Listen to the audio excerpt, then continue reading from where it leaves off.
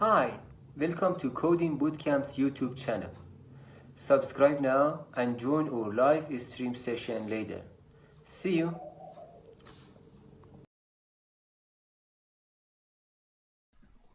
Hello, and welcome to Coding Bootcamp's Intro to the Python Programming Language, Project's Companion to the course that I ran for Coding Bootcamps. I want to check that out, codingbootcamps.com. My name is Stephen Elmeroff. This Project's Companion will talk about 4 different videos. This particular video will talk about the dice game that we're going to be writing in the Python programming language. So that is a guess the rolling dice game. It's going to be a 2-player game.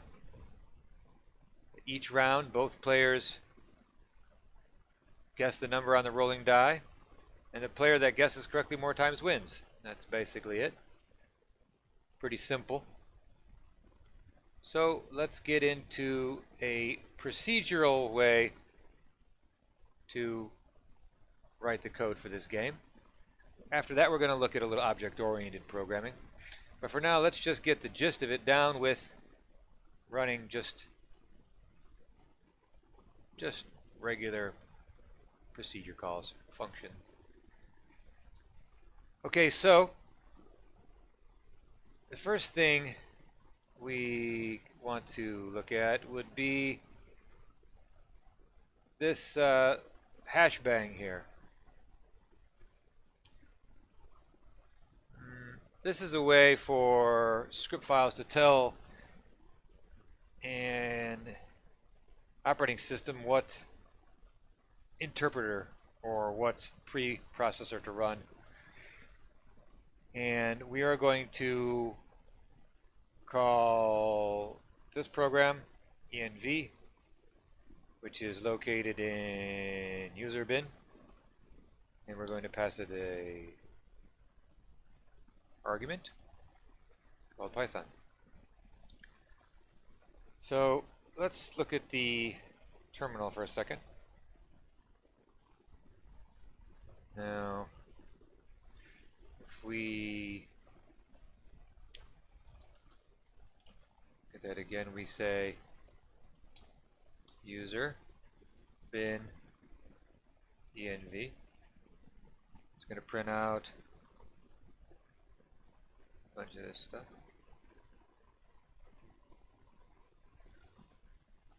And if we say Python, it's going to print our Python interpreter, Python 3.6.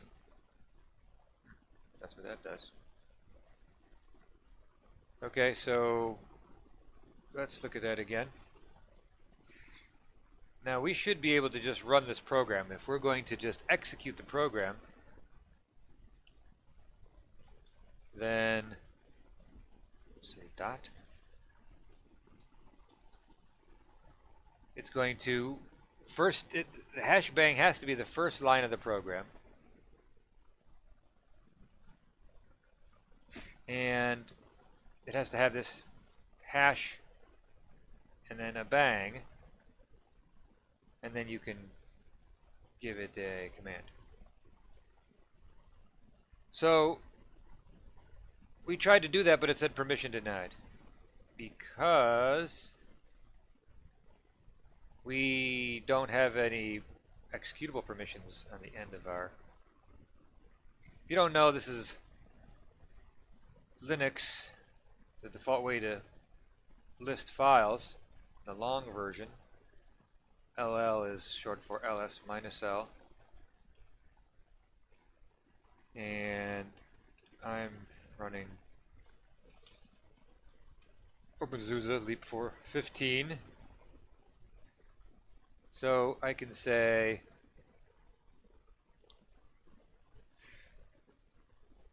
I can add execute permissions to this program. And now you can see we have the X's on there. So this is the owner. The owner has read, write, execute permissions for this file. And the group, the owner is staff. And the group has read and execute. No write permission, just read and execute permissions for this file. The group is users. And finally, all the others also have read and execute permissions. So everybody that can access this file can execute it. So now we can run it. It says how many rounds you want to play. We'll play 1 round. A, guess a number 1. Got it. What a good guess. And B is also going to guess 1. Try to get... Nope. Dice rolled a 2. So A is the winner. 1-0. Okay, so that's the basic game. Now let's just look at the first line again. Let's take that line out. So let's take this line out. And now that line is gone. Now let's try to execute it, and it's going to do some other crazy thing for... I'm not exactly sure what what it tried to do there. Something interesting. You gotta be careful with running programs. So let's put that back. Let's go back to our Visual Code and put that back in. And it looks like we want to, let's instead look at this version.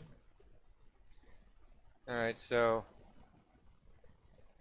you can see we have the hashbang is gone. Now let's put it back.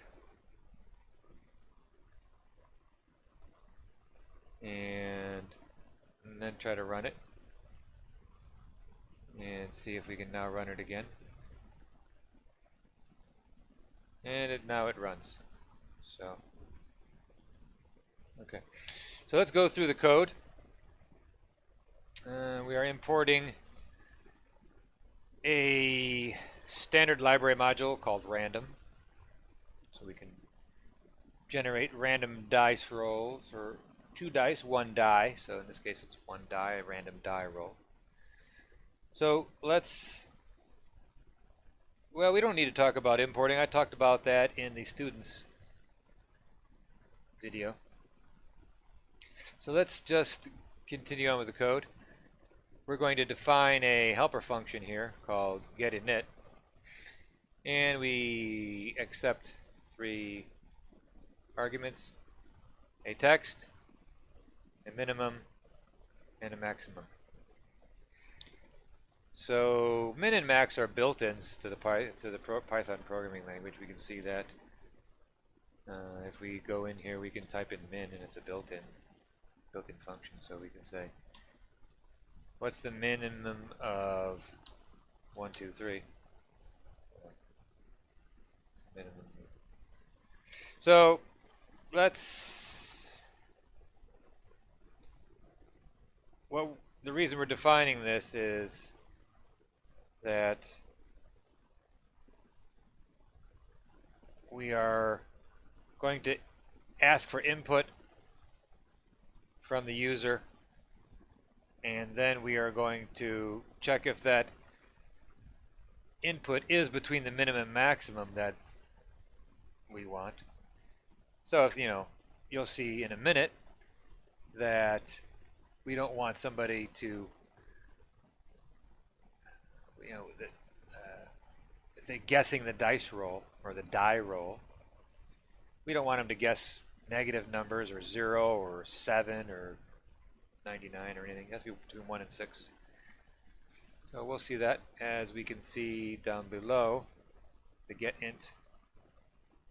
We're going to be hey, this is our text, and we say, hey, guess a number between 1 and 6. So we'll see that in a second. Actually, we've already seen it, but we'll see it again more slowly this time. So that's our get in function. Just a simple helper. All right, so now this is where a program really begins. After import and we declare the helper function, now this is where our real main line begins. At line 12, we're going to ask the number of rounds. So we say get int, which is the helper we just defined and just talked about. We're going to take the value and put it into, via this assignment operator, we're going to store it into this new variable we're declaring called rounds. Python's great. You don't have to declare a variable. Just use it. Just assign to it. If it exists, it'll overwrite it. If it doesn't exist, it'll create it. Pretty simple. So we're going to give it the text to say, hey, how many rounds do you want to play? And we're going to limit them between 1 and 20. So we're going to set our initial counters to 0.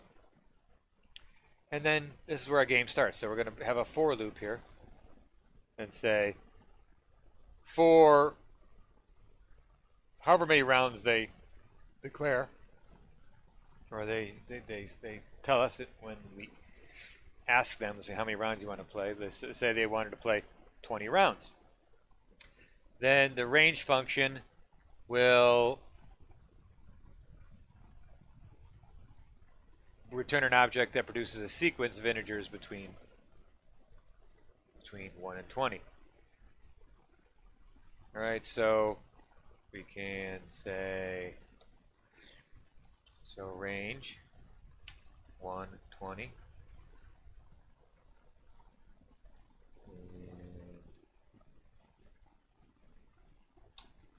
Range 120 is a print.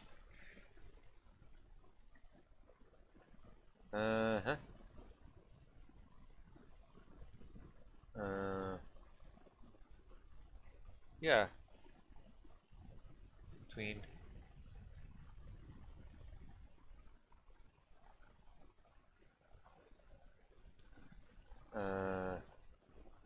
well, you can give it a stop, but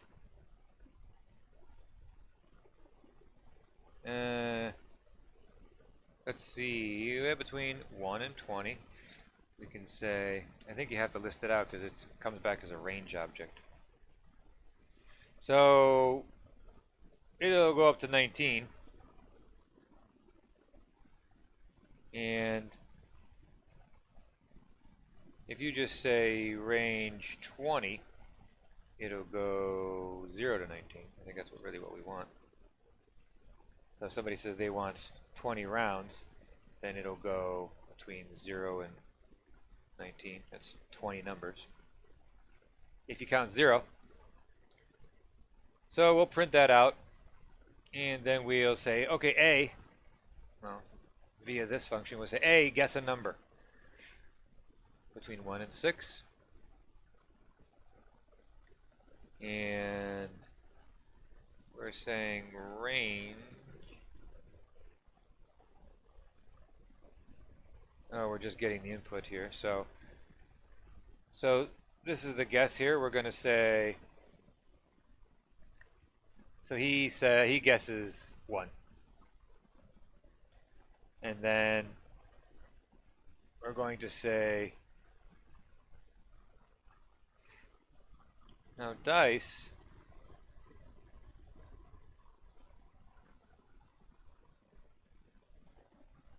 is capitalized. This is, I think this, let's see, should we do it? Should we change it? Let's do it, because usually we have variables with a lowercase name and objects, factories, classes, and such. Well, take uppercase.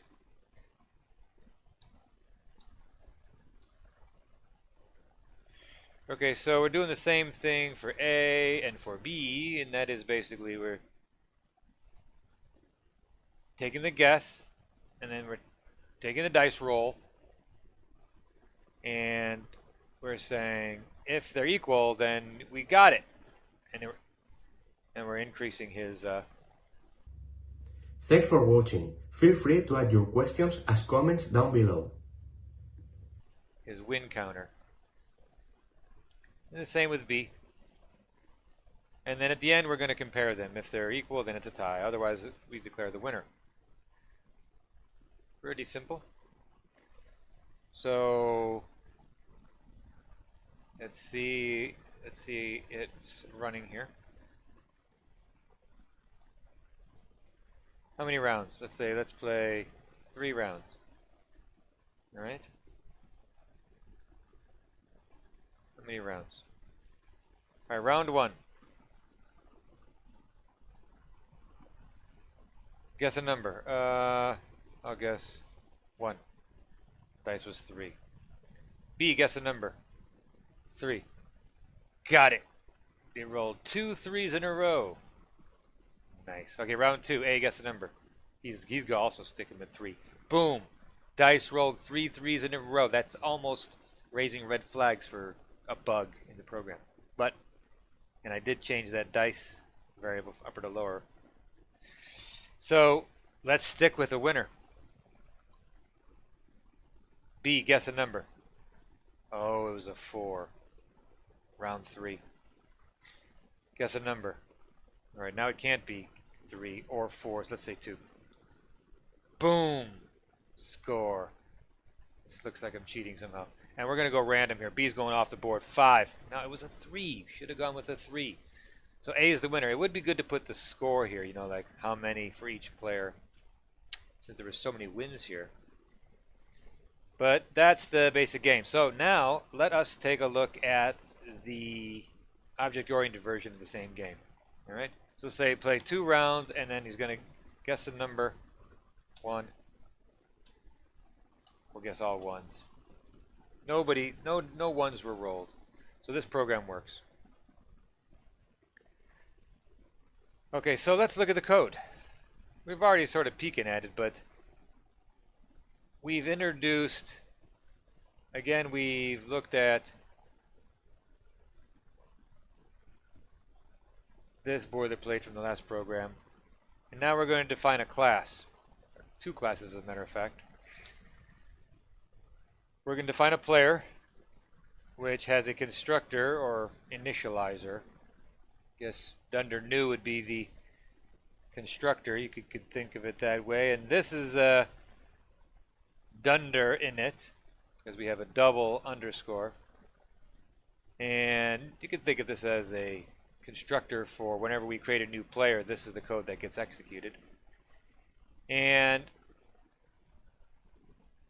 bound methods are going to receive automatically from Python as the first argument a reference to itself, which is, you can call it anything you want, but everybody calls it self. You could call this variable anything you want, but it's just good to call it self. It's standard. So this will accept from the user code, 1 argument, name. So when you create a new player, you're going to give it the name, and which we don't create a player directly. We create guessers, because the guesser class inherits from player, and it has its own quote constructor, which it accepts the name, and then it calls the super, and the super is the call to all of the, based on the method resolution order, all of the other classes that it inherits from.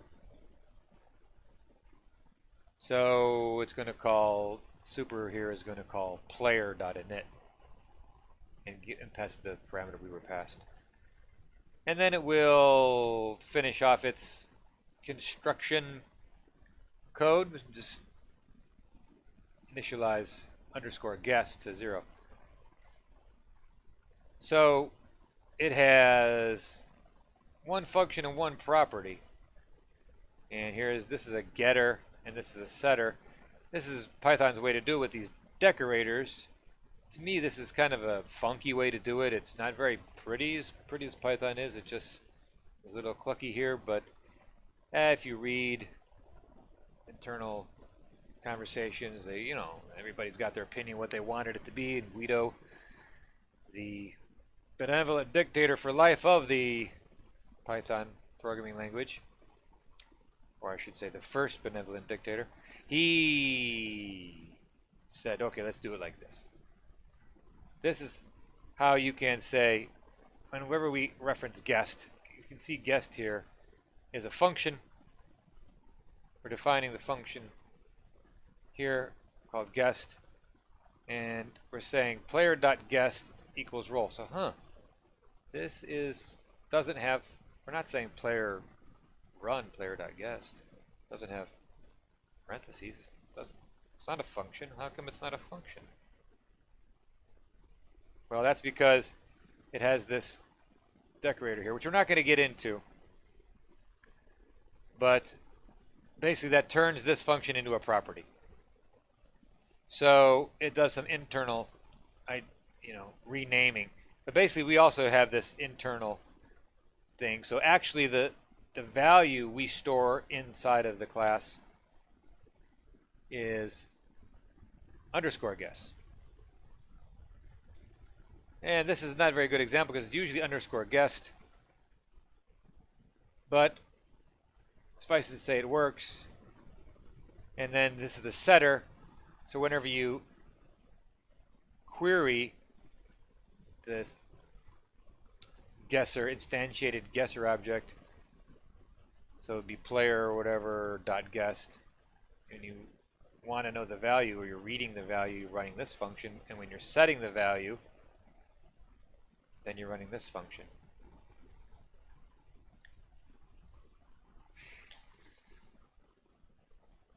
It passes the value.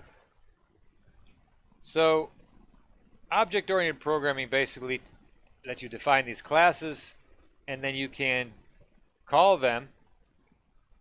Here you can see they're called with a parentheses, and you pass it any needed values it needs. There's our name, and it will create an object from this guesser class. So now player A has this interface for this class. It has an init method, which you don't need to call manually, but it has a guess method and a guest property. So let's run through the code here. Basically the same code we saw, but we have player A and player B, our guessers, and then we loop them. So once for player A and once for player B. We're creating a pointer to first player A, then next time we loop through player B. So we're saying player guess. Go ahead and guess. And it's going to say, okay, take the name and it's going to say name, comma, guess a number. So name, comma, which should be player, first time through it's player A, so the name for player A is A. So we're going to say player A, guess. And then he'll input it and guess. And then we'll say, okay, and then we'll get a roll, and then we'll print what it was rolled, and then we'll compare them. Are they equal? And if they're equal, then we got it, and we increase our wins. Same as the last program. And that is basically it. So we have this guest business here. And we're going to say, let's get rid of this guest here. This is just a little bit unneeded functionality. Just making it overly complicated. And let's say guest. So we'll start off guest as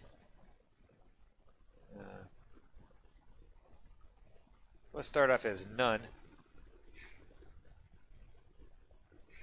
and which is a Python object, and we will say when you guess, it'll save the guess inside of there. So let's see if it still runs.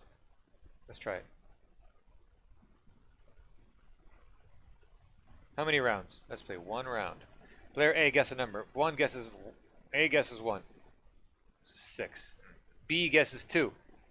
Well, it was a 3. It's a tie. So you can see it worked. And this is much easier for those who didn't really follow my bad explanation for the getter and setter property decorators. Then this is really all that's happening. We have this guessed variable, but we didn't change how we used it. It's still used down here as guessed. And that's basically it. So I hope you learned something. And be sure to check out the other videos if you want to see some more project programming. And we will see you in the next video. Okay, thanks guys.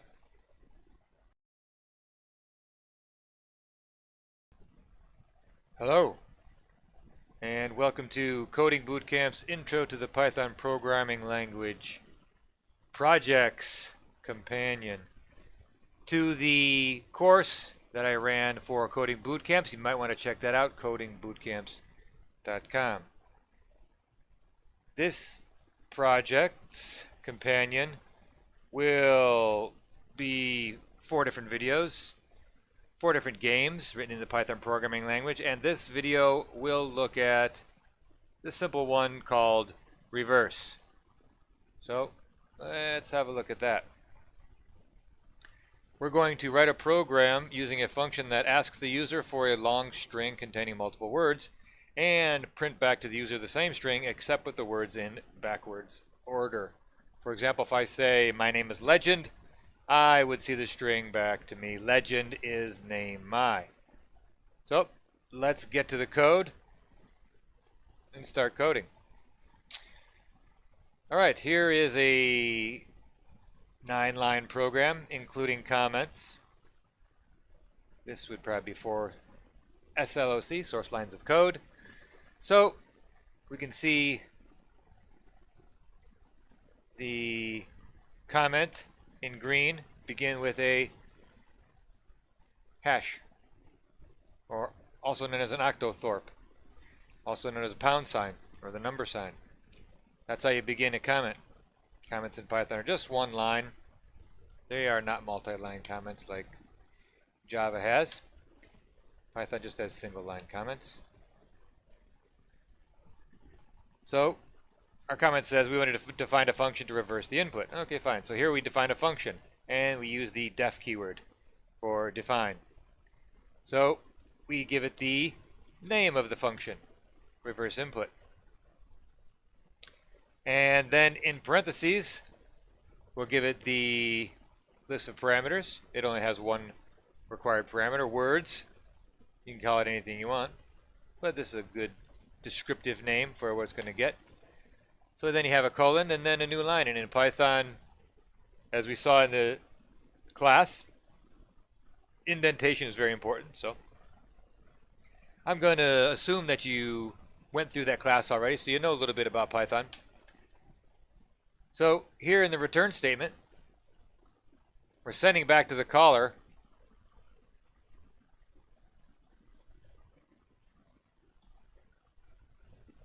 a string. And now it's a little bit funky in Python the way they're going to take this string, but actually the string is words. Remember, it's a string of words, and words are characters separated by spaces. So in most programming languages, you work inside out. So we have our words that are given to us in the function, and we take that argument and we run reversed on it. So we run the function reversed, and we can see, you know, that'll take an object of a type sequence and it will reverse. If you have enjoyed watching this video, please subscribe to our YouTube channel. Thank you. Reverse the iterator over values of the sequence and return a reversed iterator, which will iterate over the words given to it in reverse order. Fine. Okay, so now we have that iterator, and we turn it into a list. And then we join that list with spaces. It's a little bit funky how that works, but that's how that works, inside out. So we're done defining a function. Nothing gets run here. So our main line of our program starts here with a comment, another comment. Our main line starts here with words. So we're defining a variable called words, and we are going to set that equal. This is the assignment operator. So whatever's on the right hand gets assigned to whatever is on the left hand. So we're going to run the input command,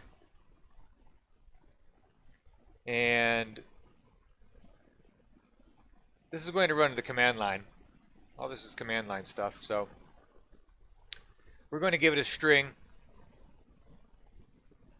Input takes input from the command line, and it will output it into whatever you want to put it in. So you will give it this long string here, and after input accepts the string, we're going to split it into an array, or what Python calls a list, and it will, by default, since we don't give it any arguments here, it'll split it on the spaces. So the next thing we're going to do is we're going to print out, remember this is Python 3, so we're going to print is now a function, so we have to use parentheses. So we're going to print our words in reverse order. So we're going to take our words and we're going to give it to this function we defined, and which will be returned to us the words reversed, turned into a list, and then joined together. That's what gets returned to us when we call our function. So let's run it, and so let's see what happens. So what Python we got? So we're running Python 3.6, and that is going to be the minimum for this project's companion. So we can get into the interpreter here. So now we can issue commands, and I think we can exit with exit or Control D. So let's run our program, which is called reverse.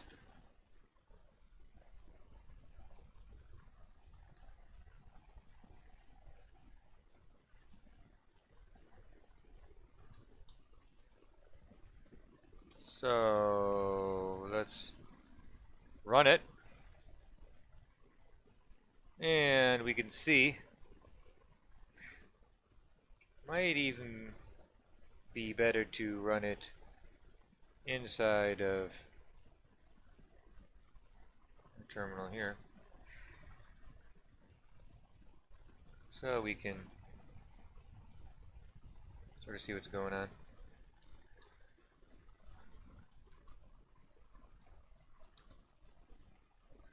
And I'm just learning Visual Code here, moving from Sublime Text, just learning a new editor here. Visual Code seems really great. So how do we just run the program here? Run file in terminal. It looks like it. Okay, so please input a long string containing multiple words.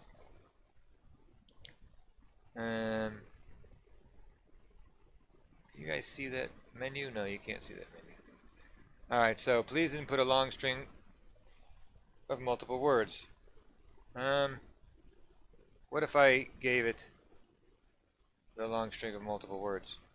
It would return words multiple containing string long A input please.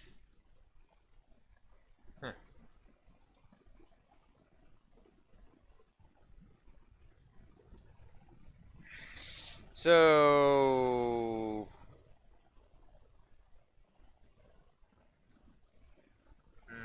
if I give it nothing, nothing.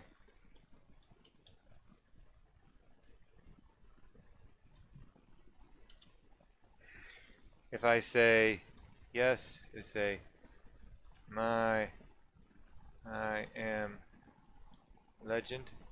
Legend am I. Pretty simple program. And let's just leave it there. So there's 3 other projects in this companion, like we said. And be sure to check those videos out too. They're going to be more detailed than this one. We have dice game, hangman game, and we will print student information. Okay guys, that's it for this one. We will see you in the next video. Thanks. Hello, and welcome to Coding Bootcamp's Intro to the Python Programming Language Projects Companion to the course that I ran for Coding Bootcamps. You might want to check that out, codingbootcamps.com. This project's companion will be 4 different videos, 4 different games in the Python programming language. And this video we will look at Hangman. So let's have a look at that.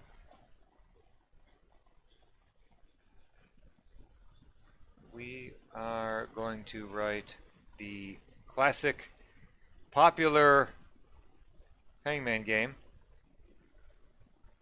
in which one player thinks of a word or phrase or a sentence and the other tries to guess it by suggesting letters within a certain number of guesses. In this project, it will limit it to a single word. Make it easy. The program starts by asking player A for a word, then they enter the word, and then player A enters the word, which will be displayed on the screen with underscores instead of letters. The number of underscores are the number of characters. Now, basically the rest of the game is player B's turn, and they're going to guess the letters one at a time, and if you guess the right letter, it throws it in there. If you guess I and the word is inception, it'll put the letters in the right spots, and then you can guess again. You can only get 3 wrong guesses though, and you have to guess it without missing 3 letters. And if you never played it before, that's pretty much the rules to it. So you'll see as we get going. So without further ado, let us get into it. Okay, so here's our code, hangman.py. And the first thing we do is we run an import statement. So we are going to throw this word into the global namespace, getPass, and it's coming from a module called getPass. So getPass the module, it is a utilities module. So let me back up a second. So in order to get somebody else's code in your program, you can import that library.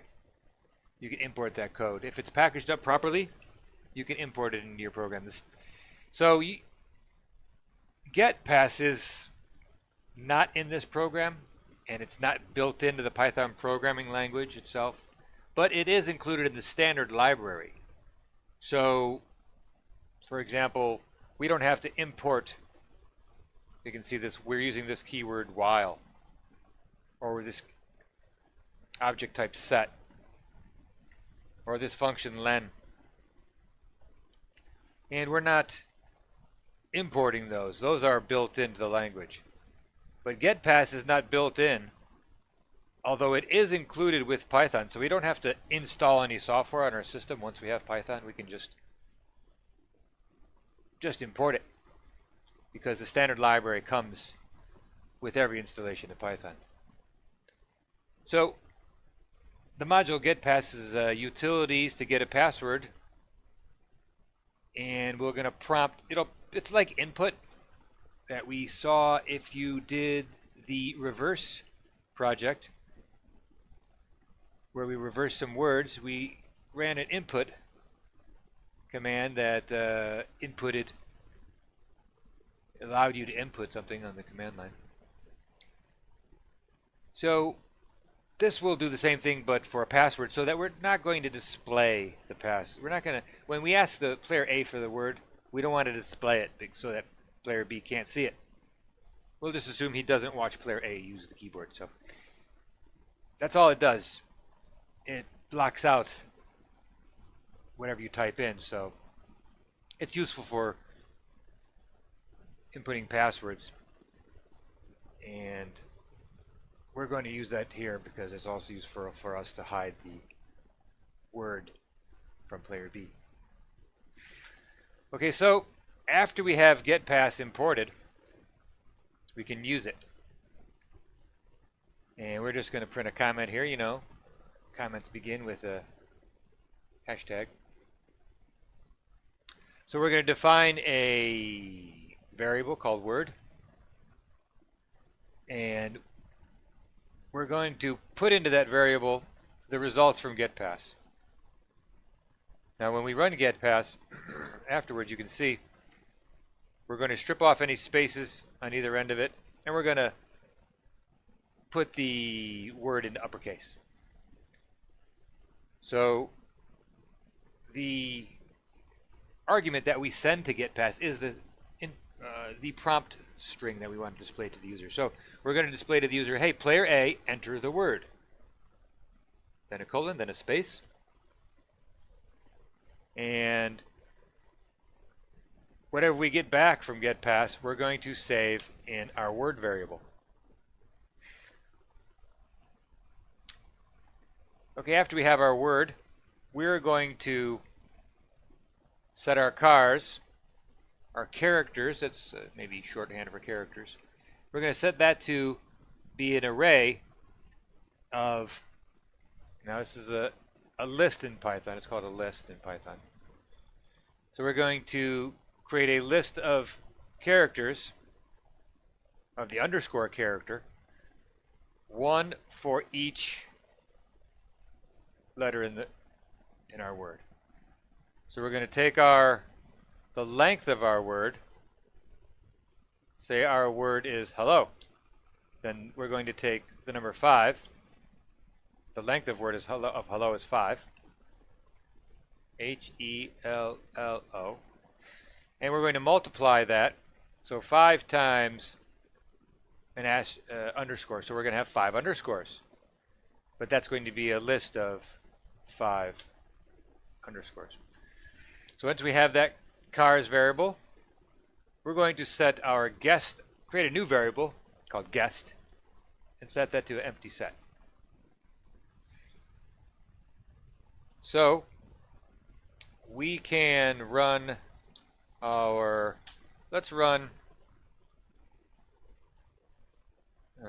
let me just hop over quickly to another program, and I'm used to using Sublime Text, but I'm now using Visual Code because it seems great.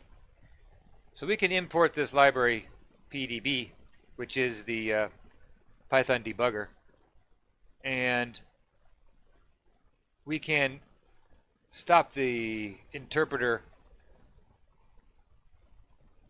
wherever we want and inspect anything inside of there, like variables and whatever, memory addresses. So let's do that so we can see what these variables are. and just take a look and see what we got. All right.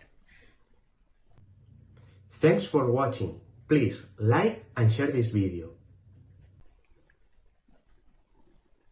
Run Python.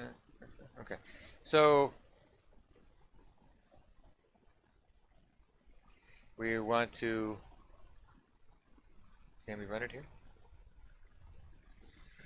So now we are inside of the debugger. You can see we have this little prompt here and a little debugger prompt, so we can we should be able to list. No?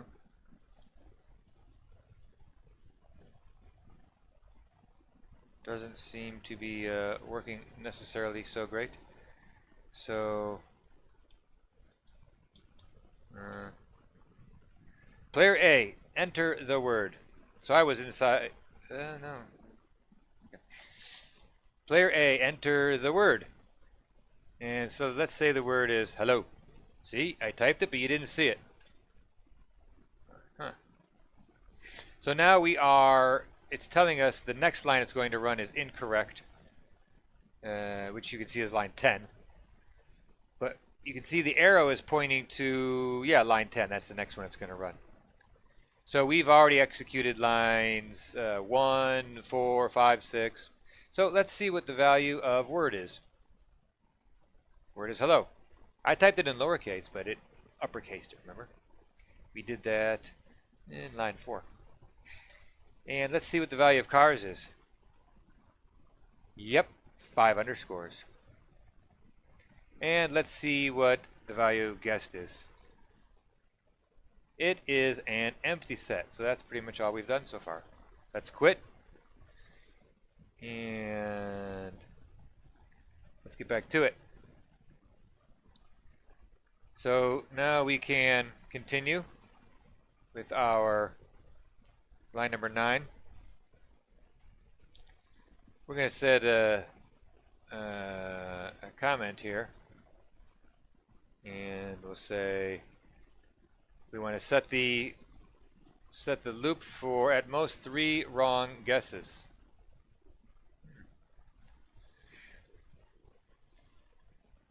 So we say incorrect is 3, and we'll decrement it every time we get a wrong answer. And then what we're going to do is we're going to enter into a while loop. And the while loop is fairly long. It goes down to here. So it goes down to line 41. So we're going to enter the while loop. We're going to say while incorrect. So this is while this expression, while is a loop keyword, and we're going to loop now as long as this variable is evaluates to true or truthy. So 3 is truthy, 0 is falsy. True is true, and 3 will Python will just assume you mean true when an evaluation comes to something other than 0 or false or empty set or something empty like an empty list. Also, anything that it has any kind of value, it'll assume it. It'll think you're trying to say true. So we can say we want to loop while we have more than 0 incorrect guesses left. So the first thing we're going to do inside of our loop is we're going to print our characters joined up as a string. So in the very first time, remember we printed our cars was right. It was all underscores. So it's going to join them back together, and it'll be just a nice string. So that'll be the thing we need to guess. All right. So then the first, we're going to create a variable inside our while loop, we're going to input the word, the guess, actually the character from player B. So we're going to tell him to enter a character. And we're going to say it's if they give us more than one character, we're just going to take the first one. And we're going to also uppercase that, so we can compare them, upper to upper, apples to apples. So whatever the player B inputs, we're going to save in the variable guess. This is also how you declare a variable. Just assign to it. Again, the equal sign is the assignment operator. Right goes into left. Okay, so then we are going to find the character in the variable. So if they did guess something, then we're going to get into this loop now, or into this if statement. Now you can see down here that else, if they didn't guess anything, we're going to break out. But if they did guess something, then we are going to say, we're going to check if guess is in our set of guessed letters. So remember, we had guessed was an empty set. We printed guessed out as an empty set. If there was anything in there, it would have listed it for us. So if they guess the first letter is A, they're going to say if A is an empty set, no, that's going to be false. Because the first time around, they didn't guess anything. So this if statement here is just, we don't want to penalize them if they guess X and X is not in there, and then they guess X the next time. We don't want to penalize them for the incorrect guess because they already guessed it. We'll give them a break. So the first time we're coming through, when they guess something, we're gonna add it. So next time it comes through, we'll check it. So here's the bread and the butter down here. If the guess is in the word, so if whatever they guessed is in our actual original word, right? And our word was hello, in which we uppercased. So if they guessed the letter A was in hello, no, it's not. So we're going to go down to else. We're going to say incorrect, decrement incorrect is -1. Whatever, it's going to be 3. Now it's going to be 2. And we're going to print out some messages and see how many they have left, and then we're going to go back up to the loop again. But if the guess is in the word, so if they guessed the letter H, and H is in hello, then we're going to say, yes, you guessed it right. And then we're going to loop through all of the letters in word. So here's a complicated looking statement here. It's a for loop, and inside the for loop we only have one statement to execute, which is we're going to take our cars, and remember cars is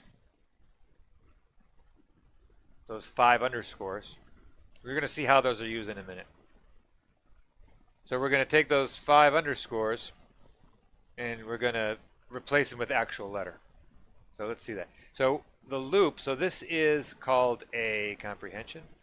In this case we can see it's a list. It's surrounded by square brackets on either side, so it's a list comprehension. And the list comprehension is going to be looping on, the list comprehension is going to create a list. And the list is going to be, in our case, it's going to loop through, using this keyword, it's going to loop through all of the words, or all of the things inside word. So that's all the letters inside our word, right? And our word is hello. So it's going to loop through H-E-L-L-O. It's going to enumerate those. And enumerate's going to take an interval, and it's going to return an enumerate object, and it's going to also give back an index. So you can see at the bottom there it says 0 in sequence 0, 1 in sequence 1, 2. So it's going to we're going to get back from that 0H, 1E, 2L, 3L, 4O. Because what we want that index for, so that's what we get back from enumerate is going to be into this tuple.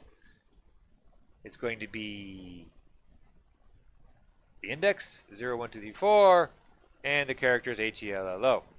So like I said, 0, H, 1, E. Sometimes when things get too confusing, we say, okay, let's go into our Python debugger and debug it. All right, so we're going to add this in there, and we're going to debug it. All right, so let's put that at the bottom. Let's say print dummy, because otherwise it'll go back up to the 4 and it'll be confusing. Just a little bit from experience. Yeah, there you go. Okay, so let's try it again. Enter the word HELLO. I think I typed that right. So there you can see the underscores. Oh, in this terminal, it's not quite clear that there are 4 separate underscores, or 5. So anyway, looks different on my other terminal. So okay, player B, enter a character. I'm gonna make a guess. X. And it says, nope, just like we said. So we didn't enter our debugger because we didn't enter we didn't enter something that's in the word. So let's do that. That was being kind of funky. So all right. So we enter H and we say yes, H is in the word, right? So that's right. We are here. We say yes, H is in the word. And now we are at line 31. All right. So now we're like down here, like we said on the dummy. All right. So now we can view everything that we have in our local stack there, which is in our for loop. So we can say print C. Okay, so C is 0. Because H is the 0th index. So let's have a look at this comprehension and let's see what we get. Now notice at the end of the comprehension, we're going to get the index of everything, but we only want the ones where car is equal to the guess. All right, so this is kind of confusing.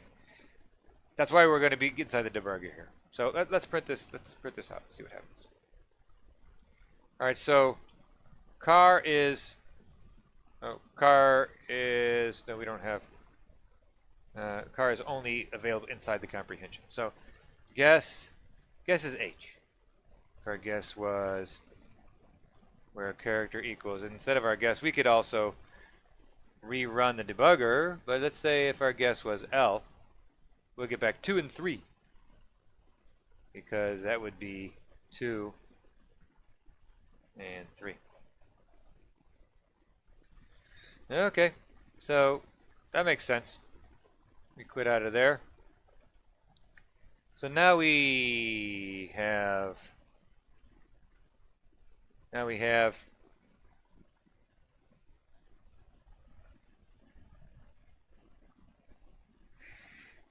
we are running. Remember, we're inside of our for loop here, inside of our while loop. So we say characters sub C. So remember, C is, so we're looping through all the correct characters. So for L, it was 2 and 3.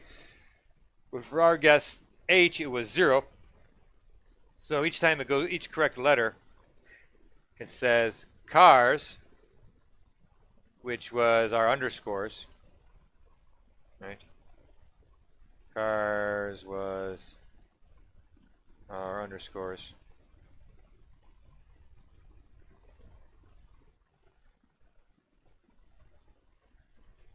So cars sub 0 is H. Okay. So now cars should be H underscore underscore underscore underscore. Thanks for watching. Feel free to add your questions as comments down below. Alright, so now once they made a correct guess, we are going to check if it's correct. So we're going to say when we join cars back together, if that's equal to our original word. And at this point it's H underscore underscore underscore underscore. Does that equal hello? No. So we're not going to break. We're going to keep going down, and we're going to skip down past the else. We're going to get to pass this up because we did guess something. We're going to exit out of our while loop. And we're going to, well, no, we're going to just loop back up to our while loop. We get to the end of the while loop, and we're going to loop back up. So now we're going to say incorrect. Everything's right. Let's say incorrect is still 3. So we're going to go back and do it again.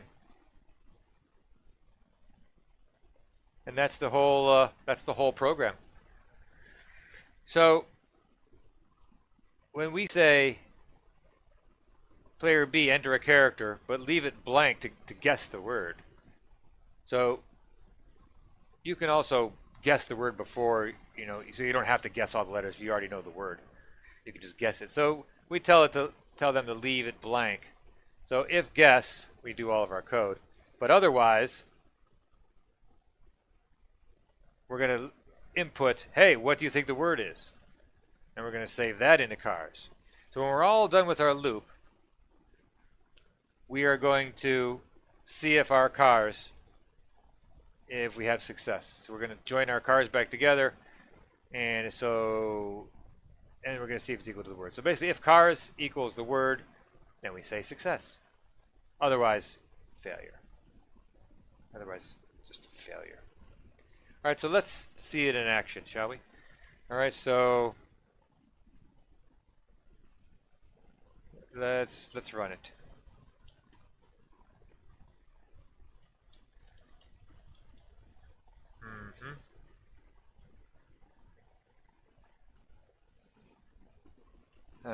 Yeah, let's just type it in instead of hitting stuff. Player A, enter the word. I'm going to type in hello. Player B, enter a character. Let's guess H. Yes. Oh, we didn't. We got to save our program here. This has changed. Reload. We have to save our file here. Forgot to save it. So let's run it again. Player enter the word hello. Player B enter a character. I'll guess H. Yes. So we can see that there's our underscores. You see on this terminal, you can see the underscores a little better. Now there's an H there, so that was cars sub-0. And now I'm going to guess L. Let's see what happens. Yes, L is in the word. And now I'm going to guess X. Nope, X is not in the word.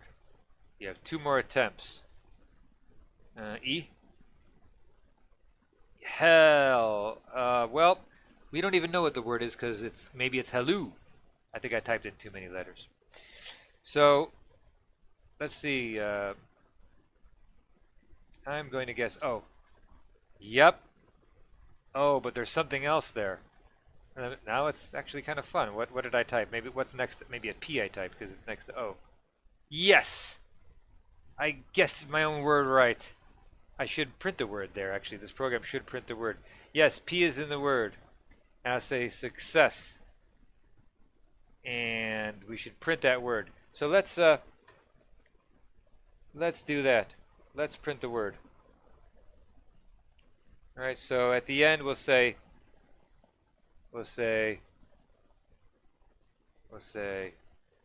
print the word is, and then we'll say word. So now we'll say, all right, word is word. So now let's run it again.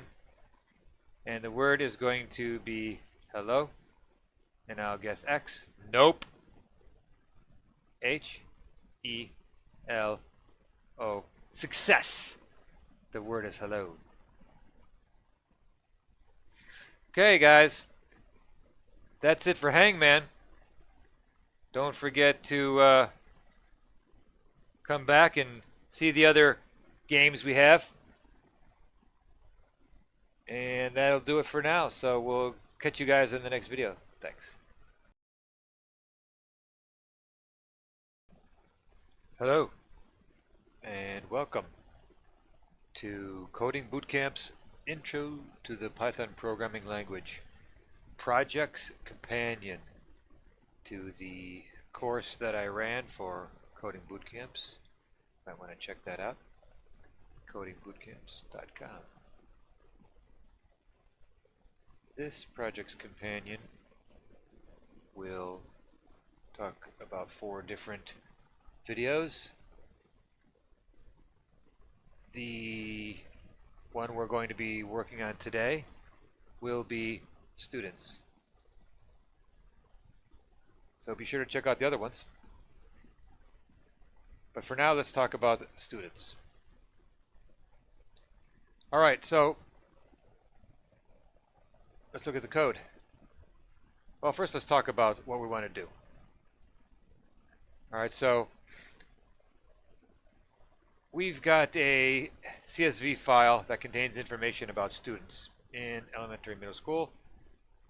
It looks something like this. And we've got their age and their hobby and their grade and their school. And so we want to load the file, and we want to perform 7 different tasks for this data. So first we want to find the students that have the same hobby, because each one has a hobby. We want to find all the students named Jack. We're going to randomly add, well, the gender is now in the file, so we're randomly going to add enrollment.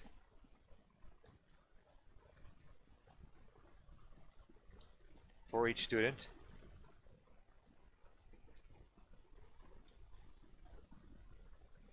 So whether they're enrolled or not. And then we're going to flip it. So if they were enrolled, then they're going to be not enrolled. And vice versa. Then we're going to calculate the average invariance for each student. For each school, actually. And the average invariance for each sex. So average invariance for males, and then average invariance for the females. And finally, we're going to find all the boys who love fishing. Okay, so with that in mind, let's get into the code. Now the code is, this program is like 122 lines. And it's broken up into all the sections. So what we want to do is, during our code here, we're going to use these 4 different libraries. And all 4 of these are included in the standard library. And that means that they're not included in the Python executable, but they are included in the Python executable via the boot loading of the environment we're running, like the interpreter, for example. It will automatically load it will load the standard library. But if you see this keyword tuple, we don't have to import tuple. It's automatically included because it's a built-in. CSV is included with the distribution of Python, but the standard library packages have to be imported manually. We could also install packages like NumPy or something like that, and then we could also import that. But these packages don't have to be installed because they're included in the standard library. They just have to be simply imported. So we have a CSV module, which reads and writes CSV files. We got a random generator, so it can generate random things for us. We have statistics, which we're going to use the default dictionary. Well, that's in the collections actually, and you can see there's a counter in there, order dict, although in Python 3.7 order dict is now a language requirement. So now let's get to the code. All right, so first thing we're going to do is we're going to create this dd variable, which is actually going to be a shortcut for our default dict class. So we can create a default dictionary, which is and then we give it the factory. So whenever we reference something inside the dictionary, it will automatically be, if it's not defined, whatever it is as we supply as the factory. So for example, a list, we can just use the list without ever declaring it as a one of the elements inside the dictionary. We'll see this as we go. So that's dd. Now let's read the student's data. That's the first thing we're going to do, read the student's data. And we're going to use our CSV module, and we're going to use the dict reader. So what it's going to do is it's going to pull out all of the data in our CSV. It's going to pull out, so for the first one, it's going to get all of the, it's going to use this as by default as the field names, and then it's going to say, okay, for the first one, we're going to say name equals William, school equals high, age equals 17, hobby equals soccer, grade, he gets a B, and he is a boy. So once we open our file, we're going to pass it to the dict reader, and then at the end we're going to create a tuple of all of the dictionaries, which will be like a little mini database. So the first element in the tuple will be the first row of our database, and then all of the fields inside will be the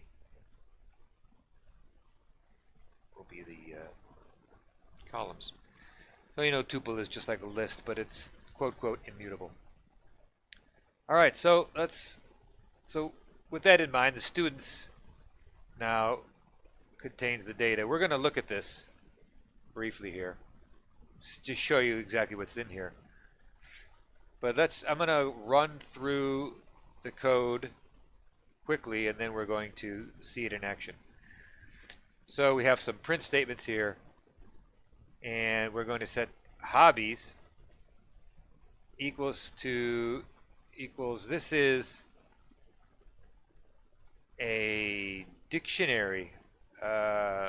Actually, this is a set comprehension.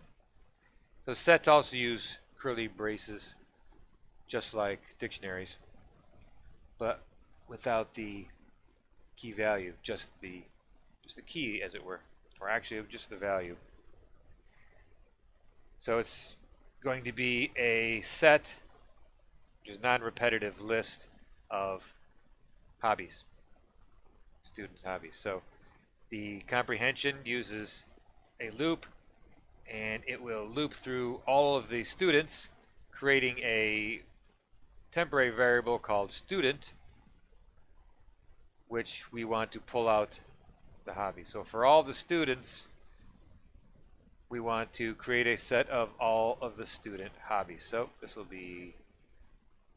hobbies will be, for example, soccer, hiking, fishing, fishing. Get the idea. We'll see that in a second. We're going to print something else out, and then we're going to enter a loop. We're going to loop through all of the hobbies, and we're going to print out the hobby, and we're going to title it so that it's just title case, first letters capitalized. So we're going to print out the hobby, and then a dash, and then we're going to print out, we have another comprehension here. Now this time it's a list comprehension. If you have enjoyed watching this video, please subscribe to our YouTube channel. Thank you. Because it has square brackets.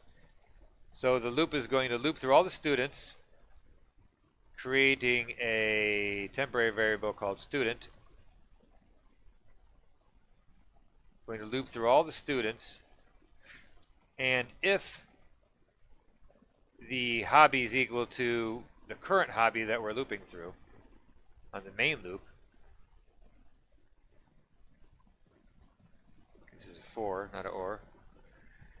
So we're looping through all the students, and if the hobby is equal to our current hobby, then we are going to print the name. Alright, so that's this print statement here. And then we are done with our first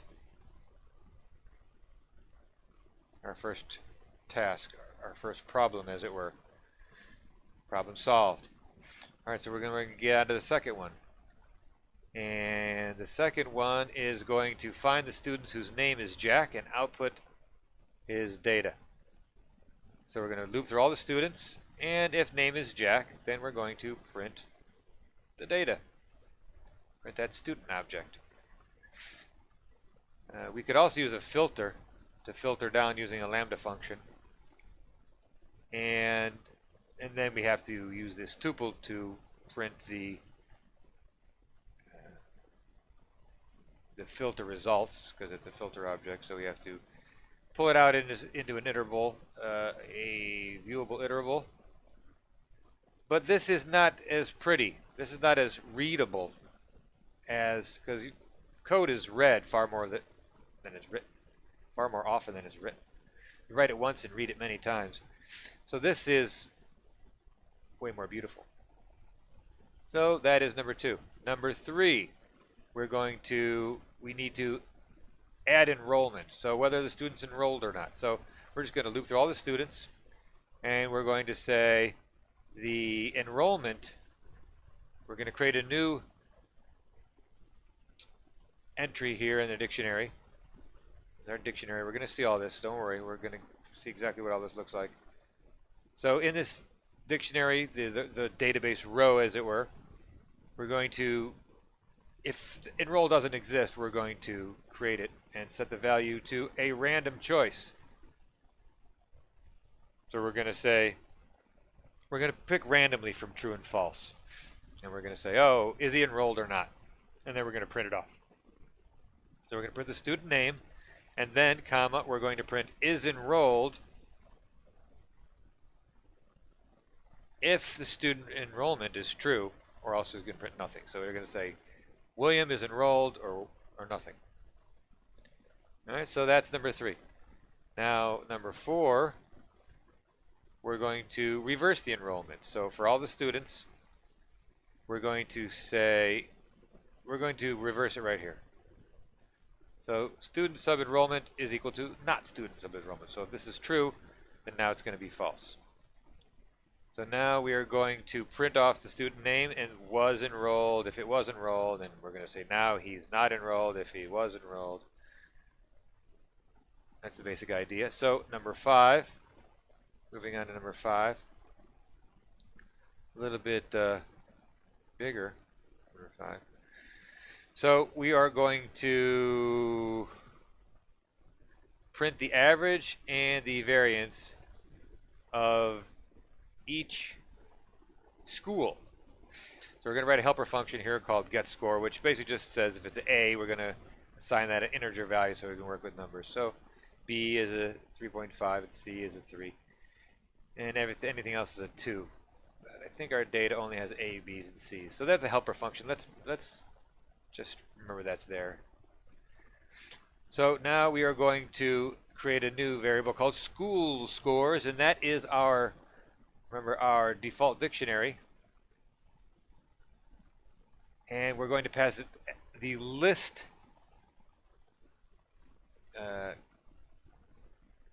constructor as a factory function.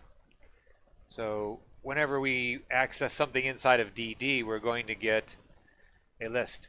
So we're going to loop through all the students again, and we're going to say the school scores sub, well, maybe this was high school, so it'd be high, or elementary, or middle school.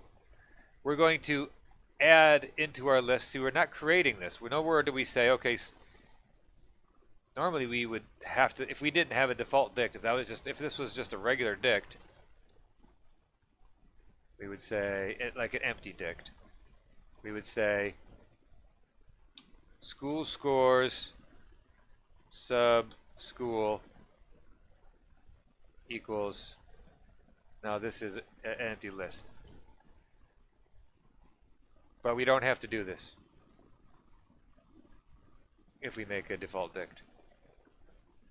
So it's just a little easier, a little cleaner if you know what this thing is. So we're going to append to this list and the default dict. Remember, like we just said, it's going to create the list if we don't have it already, which first time through we will not. So it's going to create this list and append to this empty list the get scores of the student. So if the student has a B, he's going to get a 3.5. That'll be the first element in the list. All right. So then we're going to loop through all those scores, and we are going to print off the school, so high school, and we're going to print off the list that we just accumulated. Now we could do this in a fancy little list comprehension, but it's way easier to read this. Way easier to understand that. So then we are going to loop through all of the school scores again, and we're going to print off the data. So first here we're just listing them. We're not trying to break any land speed records with fancy, reading this only once. We can read as many times as we want. It's not going to take milliseconds. So we're just going to print off all the schools in the list so we can see them. We don't really need this for our project, but it helps to see the data. So this is what we want to have in our project here. We want to loop through the school scores again, and we're going to print out the items. We're going to loop through the items, which is going to give us the key and the value. That's what items does. So we're going to loop through the scores, and we're going to create total and account and average and variance, and then we're going to print them off. Now we could talk for a minute about this fancy thing in Python 3.6 what we got, which I waited for a long time, because otherwise you would have had to done some other more funkier kind of formatting here. So if we precede this a string literal with the letter F for format, then inside we can use the curly braces as a variable separator.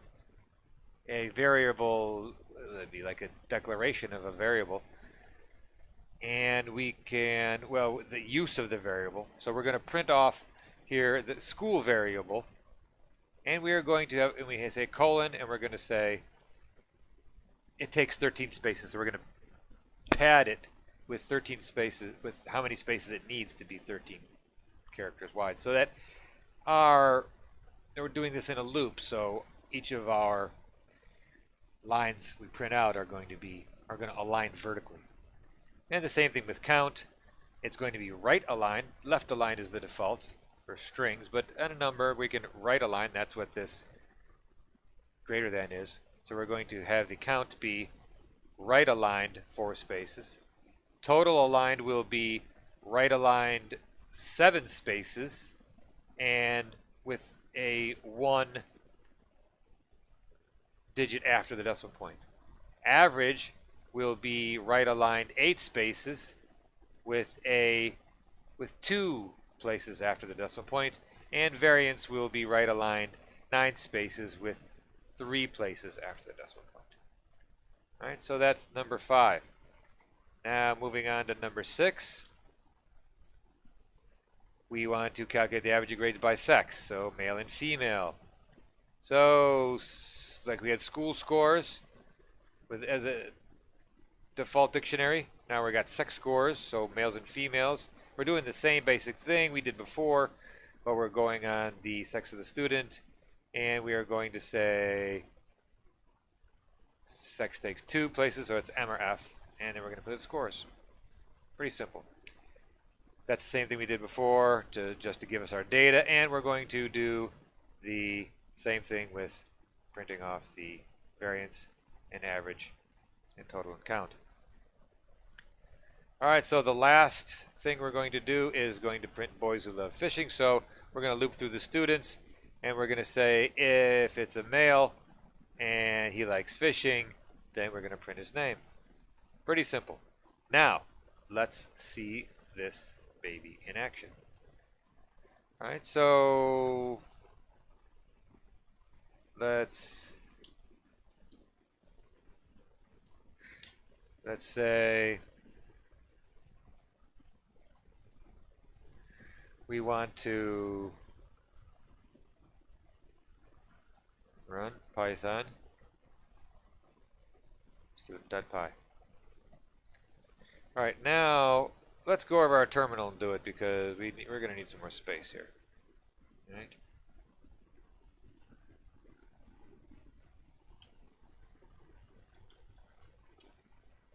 Alright, there it just went by. Did you see it?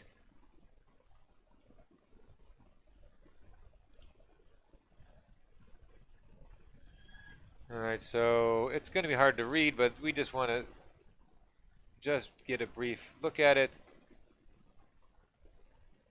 How big do we need it here? Is that good? Alright, so let's look at the data. Alright, so we're running our program here. Python, we're going to run the program. And problem 1, same hobby. And actually just for this, I hate to keep flipping back for you. Sorry about that here. Maybe it's a little bit easier to see as we're running through. Printing same hobby. Right, so print same hobby. And then we say hobbies. And then we print off the hobbies in our loop here.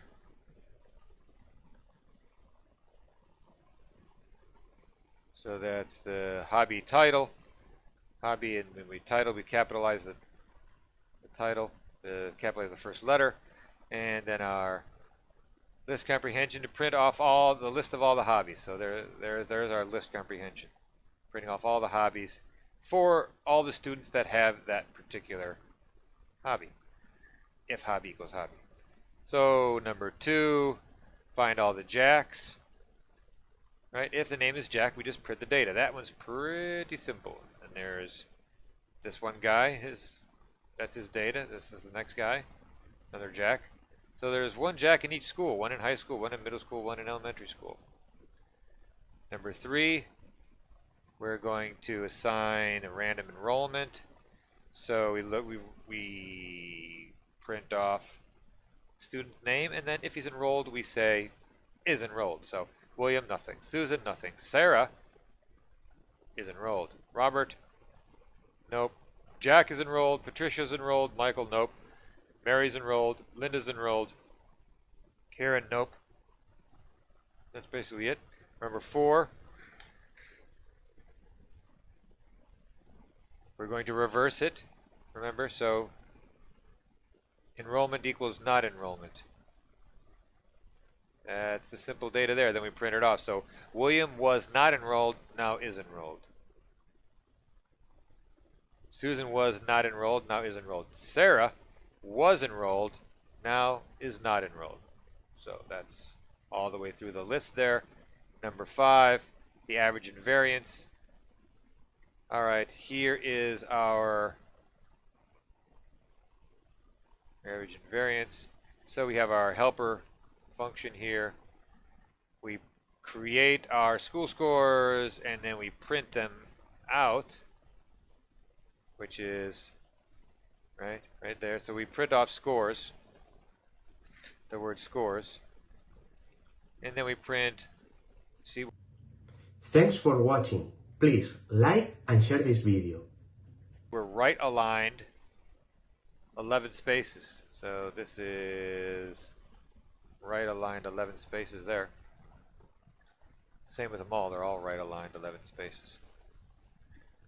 So then we print the list, which our DD created. And there's the list for all the scores. So now when we go to print off our data, we have the scores there for us to be able to see. And we have 5 students in high school, is that right? 1, 2, 3, 4, 5. We have 5 students in high school, 7 students in middle school, and 8 students in elementary. There's their totals, the average scores, and it looks like the young kids are doing pretty good, and high school kids are doing good. Everybody's doing pretty well in school, just by the grades. It's easy to tell by grades, but grades don't really give you the full value of the student, do they? So finally, we print the variance.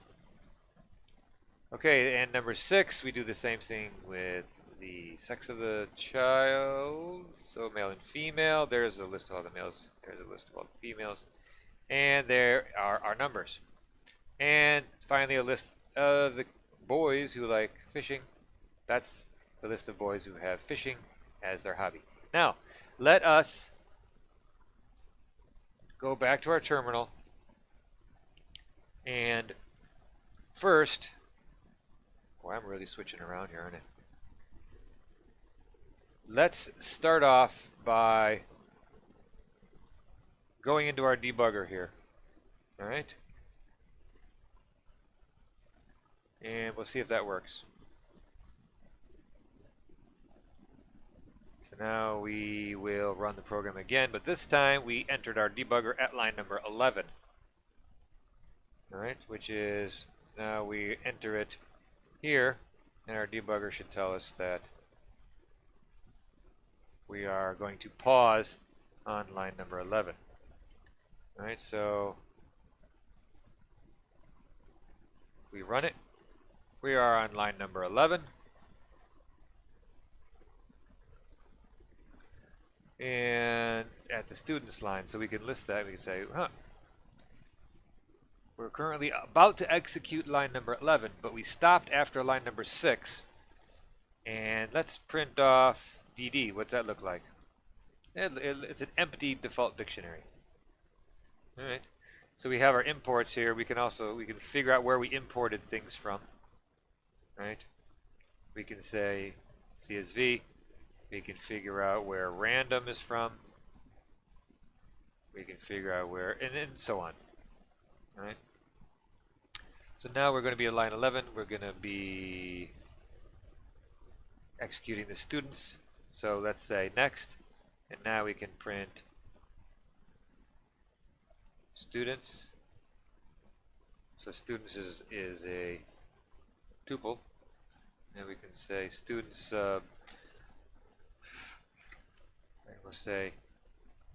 We'll say type of students is a tuple. So we'll say print off students sub 0, and that is our ordered dictionary. But now in the new Python, actually I think it was Python 3.5, dictionaries became ordered by default, but that was a C specific implementation. So now it's language specific in 3.7. So if we can, it's easier to look at our dict here if we make it a dict. So the first student, right? We print student number 0 at index 0. We say his name is William, his school is high, his age 17, his hobby is soccer, his grade is B, and his sex is M. He's a boy. Okay, so now let's look where we are. we just executed line number 11. Now we're going to execute line number 14. So let's go down to, let's do that. We print that off. Print a blank line. You can see it there. Now we're setting hobbies. So there's our hobbies.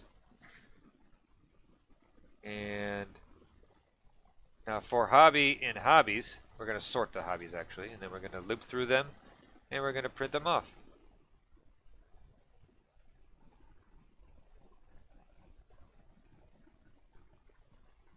Where are we now? So we printed them off.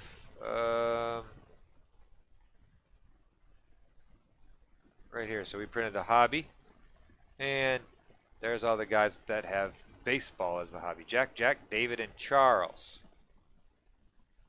So that is our hobby title, and then our dash, and then our list comprehension prints off the list of those guys. So now we're going to loop through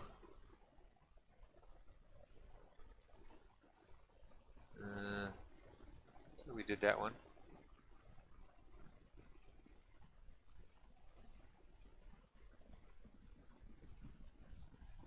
So let's see, we're on line number 23. All right, so we're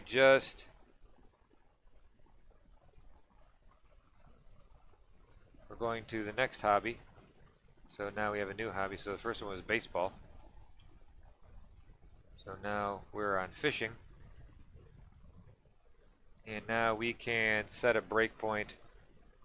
Let's see here. We set, we'll go to, so we'll set a breakpoint for 30. And now we'll continue. Now we're at line 30, so we don't have to go through the loop. Sit there, all the hobbies. Oh, there was only 3. So there, the rest of the hobbies are printed out. We already printed baseball, but now it'll print the other 3: fishing, hiking, and soccer. And now we are at our breakpoint at line 2, at line 30. And let's go into our loop for student and students. Now we're inside the loop, and let's print off student. William again, he's the top of the list. So now we're looking for all the Jacks. So we could, pretty simple, you know, if it's Jack, we're going to print his name. So we could also get this filter now, as you can see, it's a filter object, right? So Jax equals the filter object. So we could say print a tuple, or it could be a list of this lambda function. That's a function inside of an expression. So student, because we already have student defined, so we're going to give that to our lambda function, and the lambda is going to say, well, if the student, and we could call this anything we want, because now we're in the function. This is our function parameter we're going to call s, and we're going to say if the student name is Jack, then we're going to include it, or else if it's not, we're going to filter it out. And we're going to pass that lambda all of the elements one at a time from students. Unexpected end of file.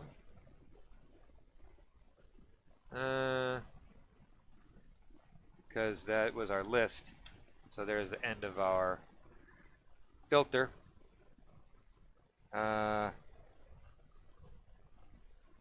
Actually, this is the end of our list. Oh. function object is not lit, so we're going to take a list of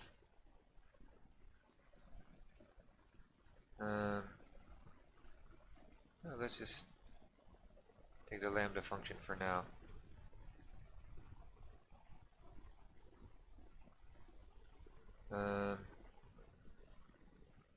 So we're getting our lambda function and our students. So we forgot to filter them. So we were going to filter our students, and we get back a filter object.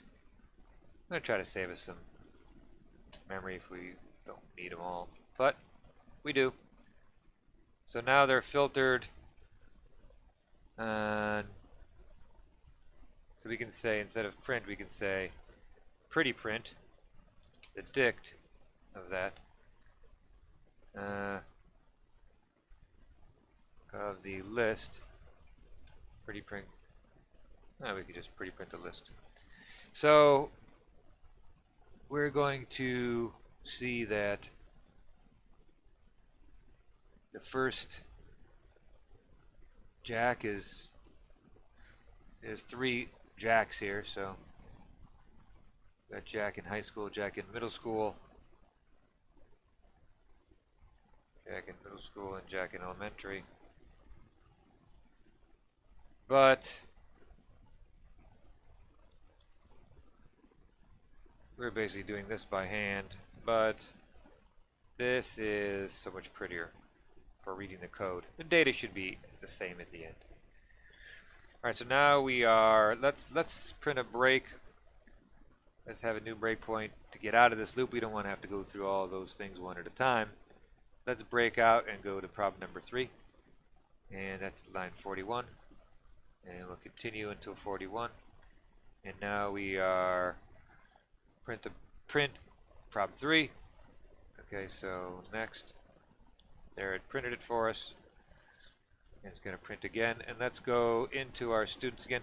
For now, we're going to assign enrollment. So let's go down into our loop there. Okay, so now we are inside of our loop.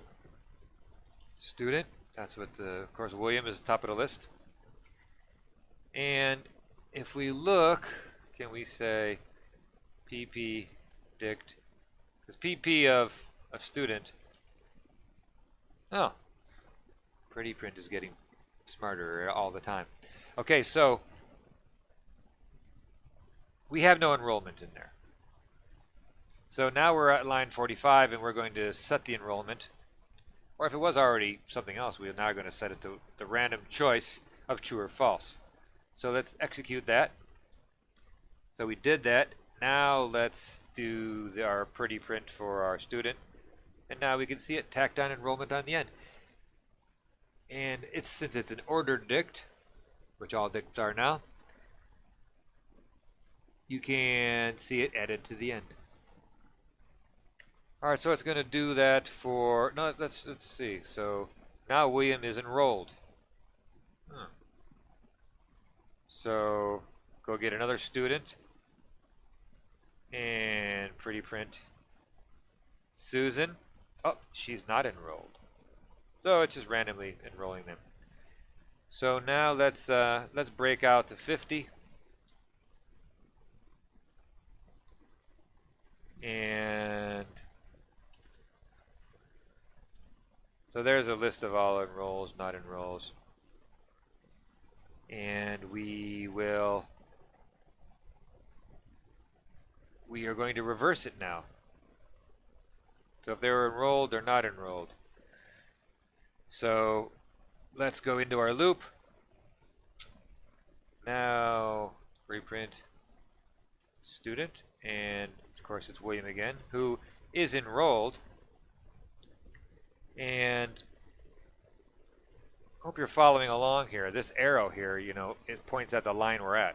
Is everybody following that? Maybe you can rewatch the whole thing I've done here in the debugger with knowing that.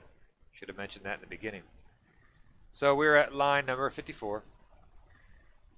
So we already have student now. Thanks for watching. Feel free to add your questions as comments down below. Already executed this line 53. So we can pretty print student, which we just did above. So that's William. And now, so student enroll is true. So now it's going to be not enrolled. So if we print off student enroll, it'll be true. Now, if we're going to execute line 54, boom. Now let's print it off, and now it's false. All right. So now it's going to print it off, and you can see how the rest of that works there. So let's continue with line number 66. So there's everybody enrolled, not enrolled, enrolled, not enrolled, enrolled. Christopher was not enrolled, now is enrolled. Charles was not enrolled, now is enrolled. And so on.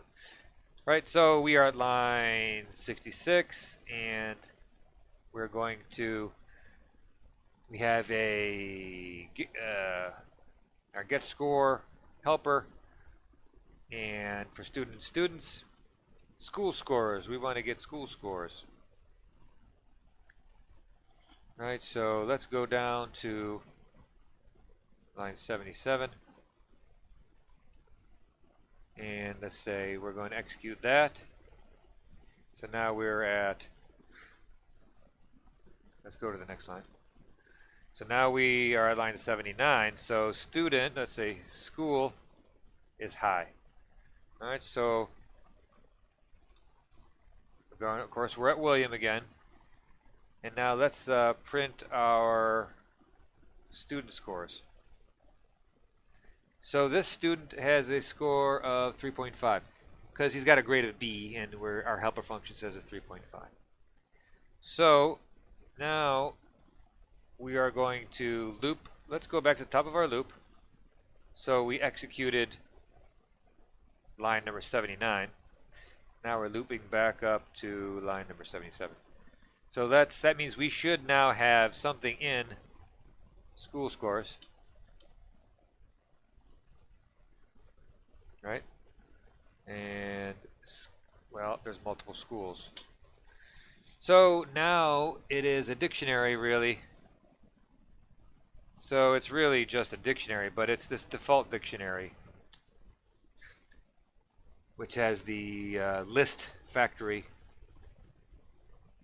So we have now one, for high school, we have one entry. That's William's B grade as a 3.5. All right, so let's go through all those, and we'll break at 81, continue there, and we'll print those.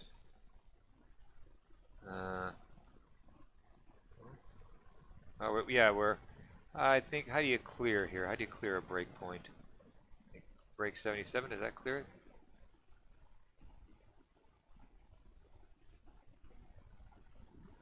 How do you clear? Maybe clear 77?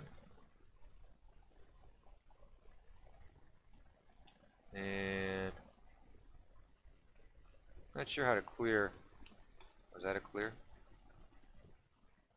77 out of range. Disable.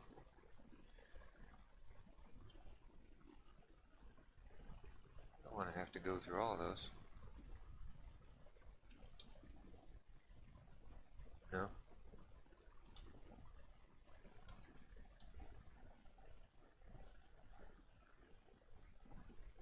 Disables a breakpoint.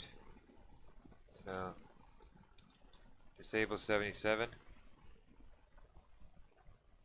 Out of range. Oh, breakpoint 7. It told me that it's got a number. Why can't it just be the line number? So now we should be at breakpoint 7. Disabled breakpoint 7 at line 77.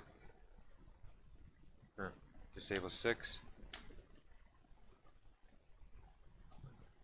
Disable 5. how do you list all our breakpoints? We can say list no, disable. Nice commands.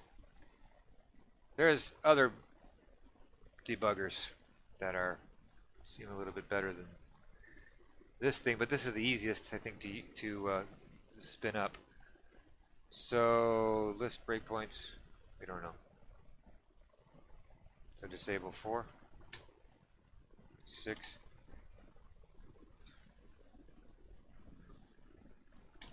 So we say break at 81. Now we continue. So now we're at 81.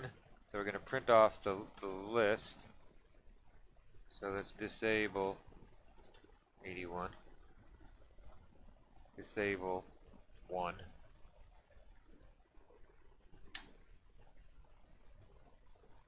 Now we're going to, let's break at 86. Continue. So it printed off our list here. So there's all of our scores. There's Williams and all of the rest of the students. So now we're going to print let's get into it. For school, let's get into it. So now we are, so for the first guy, that's Williams, I think, right? BP student. Now actually we're reading school scores. So the first one is, oh, that's the last one from the previous loop. Now we're not even, students not even being used here anymore. Now we're at school scores, right? So schools scores is this dictionary, and so we're going to print so for school and scores. So the school there is high for the first one, and the scores is that list. So we are at line 88, and so let's go to down to line right before the print. Now we have a total, we have a count, we have an average, and we have a var, and then we print it off. So let's skip down to line, and we'll do the whole loop. So let's skip down to line 96, and it printed it off our data there. So now we are on number 6, and the same thing with the scores for the students, and then we can skip down to line 119. And that's basically it. That's it. So